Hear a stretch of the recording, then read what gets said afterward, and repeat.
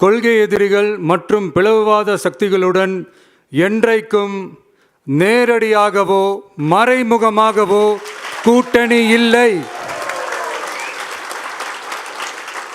ஒன்றிய அளவில் மலிவான அரசியல் ஆதாயங்களுக்காக மக்களை மத ரீதியாக பிளவுபடுத்தி மக்களிடையே வேற்றுமையை விதைத்து அதில் குளிர்காய நினைக்கிறது பாஜக. அவர்களின் இந்த விஷமத்தனமான வேலைகள் வேறு எங்கு வேண்டுமானாலும் எடுபடலாம், ஆனால் தமிழகத்தில் ஒருபோதும் எடுபடாது.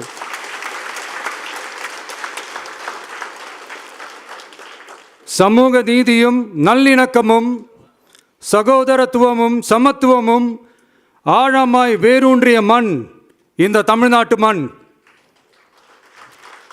எனவே இங்கு தந்தை பெரியாரை அவமதித்தோ அறிஞர் அண்ணாவை அவதூறுக்கு உள்ளாக்கியோ அல்லது தமிழ்நாட்டின் மதிப்பிற்குரிய தலைவர்களை வைத்தோ அரசியல் செய்ய நினைத்தால் அதில் பாஜக ஒருபோதும் வெற்றி பெறவே இயலாது.